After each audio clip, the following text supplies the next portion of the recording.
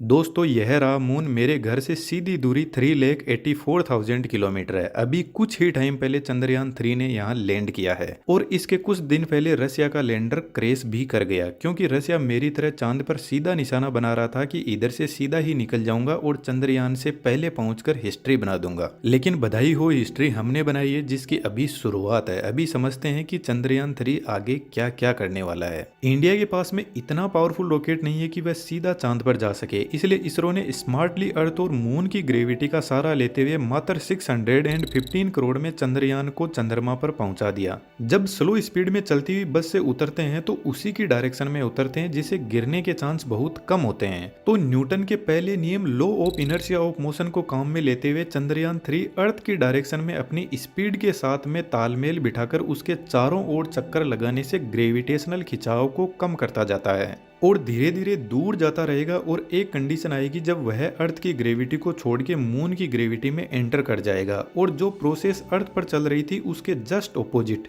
अपने ऑर्बिट को धीरे धीरे कम करके मून के सरफेस में आता गया। यह जो आप ग्राफ देख रहे हो यह बहुत कॉम्प्लिकेटेड स्टेज होती है क्योंकि यहाँ पर दो वेलोसिटी है, आपको आगे भी बढ़ना है और नीचे भी आना है। इसलिए यहाँ पर कुछ फेज होते हैं जहाँ चंद्रयान अपनी हॉरिजॉन्टल पोजीशन से 100% वर्टिकल पोजीशन में आने के लिए कुछ स्टेप लेगा। रफ ब्रेकिंग फेज में स्पीड स्लो डाउन करने के लिए ब्रेक लगाए जाते हैं जबरदस्त तरीके से क्योंकि यहाँ पर लैंडर की स्पीड 6000 किलोमीटर पर आवर से भी ज्यादा है और नीचे उतरने की डिस्टेंस सिर्फ 30 किलोमीटर है। 7.4 किलोमीटर मून सरफेस से एल्टीट्यूड फेज शुरू होता है जहाँ हैजार्ड एरिया से बचकर लोकेशन को अच्छे से देखा गया कि कहाँ लैंड करना है। 800 मीटर मून सरफेस से फाइन ब्रेकिंग शुरू होती है जिसमें लैंडर एकदम वर्टिकल पोजीशन में आ जाता है और फाइन तरीके से ब्रेक लगाता है स्मूथली। हैजार्ड मैप से बचते हुए अपने लिए एक अच्छी लोकेशन पर लैंड कर जाता है। लैंडर में शॉक एब्जॉर्बर लगे हैं जो लैंडर को विदाउट एनी जर्क लैंड करवा देते हैं। लैंडिंग के पूरे मिशन को विक्रम लैंडर ने ही कंट्रोल किया। इसरो की तरफ से लैंडिंग के टाइम कोई छेड़छाड़ नहीं की गई। इससे आप अंदाजा लगा सकते हो कि चंद्रयान 3 एक स्मार्ट रोबोट है जो बेहतरीन इंटेलिजेंस को यूज करता है। लैंड के 4 घंटे बाद रोवर लैंडर से बाहर निकलेगा क्योंकि विक्रम लैंडर ने मून की मॉर्निंग में लैंड किया है और मून की नाइट बहुत ठंडी होती है, -238 डिग्री सेंटीग्रेड टेम्परेचर रहता है। तो इस नेगेटिव टेम्परेचर का रोवर पर कोई ज्यादा रिवर्स इफेक्ट ना पड़े इसलिए पहले टेम्परेचर कंडीशन चेक की जाएगी, उसके बाद में रोवर नेविगेशन कैमरे की हेल्प से चांद की जमीन पर पैर रखेगा। इस रोवर की लाइफ 14 डेज की है अर्थ के हिसाब से क्योंकि मून पर अर्थ के 14 डेज का एक दिन होता है और अगले 14 डेज की रात। एक छोटे से क्वेश्चन का जवाब जरूर से कमेंट में लिखना, किस रीजन की वजह से मून पर इतने लंबे रात दिन होते हैं अर्थ के कंपेरिजन में। तो जब सनलाइट प्रेजेंट होगी तो रोवर पर लगे सोलर पैनल से इसको पावर मिलेगी। यह 15 वाट की पावर जनरेट करेंगे रोवर के लिए। रोवर में 2 पेलोड है। एक अल्फा पार्टिकल एक्सरे स्पेक्ट्रोमीटर लगा है जो मून पर मिट्टी और पत्थर से इन सभी एलिमेंट्स की खोज करेगा और second laser induced breakdown spectrometer जो पानी की जांच के लिए केमिकल कंपाउंड और मिनरलोजिकल कंपोजिशन की स्टडी करेगा। रोवर पूरे डाटा को लैंडर के पास में भेजेगा। लैंडर इस डेटा को डायरेक्ट अर्थ पर भी सेंड कर सकता है। इसके अलावा चंद्रयान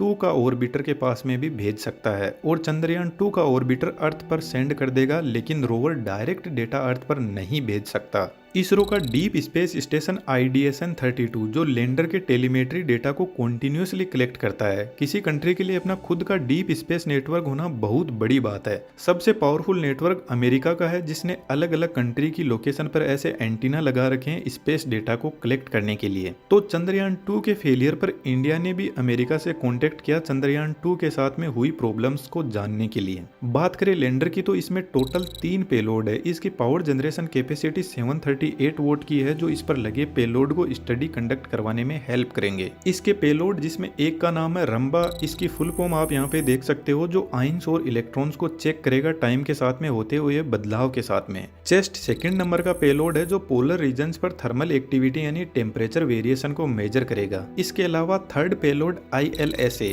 जो बहुत ही इंपॉर्टेंट है, जो सिस्मोसिटी जिसको अर्थ पर अर्थक्वेक बोलते हैं और मून पर में भी मून क्वेक बोला जाए, उनको चेक करेगा। और मून के अंदर क्या है यह सब भी पता करने की कोशिश करेगा। आप देखोगे लैंडर पर और भी बहुत सारे सेंसर और डिवाइसेस लगी है जिनका काम अब लैंड होने के बाद कंप्लीट हो गया है। इनका काम बस इतना था कि लैंडर को सक्सेसफुली लैंड करवाया जाए। 14 डेज तक डेटा अर्थ पर भेजने के बाद रोवर लैंडर में चला जाएगा और यहाँ का टेम्परेचर -238 डिग्री सेंटीग्रेड तक रिड्यूस हो जाएगा। नेक्स्ट 14 डेज के बाद जब वापस साउथ पोल पर सनलाइट पहुंचेगी तो यदि रोवर और लैंडर के पार्ट्स काम करने लायक बचेंगे इतनी ठंड के बाद में, तो यह फिर से अपनी स्टडी कंटिन्यू करेगा जिसके चांस ज्यादा नहीं है। उसके बाद में लैंडर और रोवर हमेशा के लिए डेड हो जाएंगे। एक इम्पोर्टेंट बात मैं आपको बताना चाहता हूँ, चंद्रयान 3 का यह इतना बड़ा लॉन्च व्हीकल है जिसमें 90% फ्यूल ही होता है। इस टेबल को ध्यान से देखना, अर्थ से 62 किलोमीटर की हाइट पर सॉलिड रॉकेट बूस्टर व्हीकल से दूर हो जाते हैं और स्पीड होती है 1.96 किलोमीटर पर सेकेंड। उसके बाद में दूसरा लिक्विड इंजन स्टार्ट होता है जो व्हीकल को अर्थ से 175 किलोमीटर के एल्टीट्यूड पर स्पीड को 4.62 किलोमीटर पर सेकेंड पहुंचाकर सेपरेट हो जाता है। अब बड़ा इंटरेस्टिंग इंजन आता है जिसको क्रायोजेनिक इंजन बोलते हैं। यह मात्र 647 सेकंड तक पावर देते हैं चंद्रयान 3 को और इसकी स्पीड को 4.62 किलोमीटर पर सेकंड से 10.24 किलोमीटर पर सेकंड तक पहुंचा देते हैं। है ना इंटरेस्टिंग। इस स्पीड को हमारे गाड़ी के मीटर से कंपेयर करें तो जब यह इंजन चंद्रयान 3 को छोड़कर जाएगा तो उसकी स्पीड होगी 36,864 किलोमीटर पर आवर।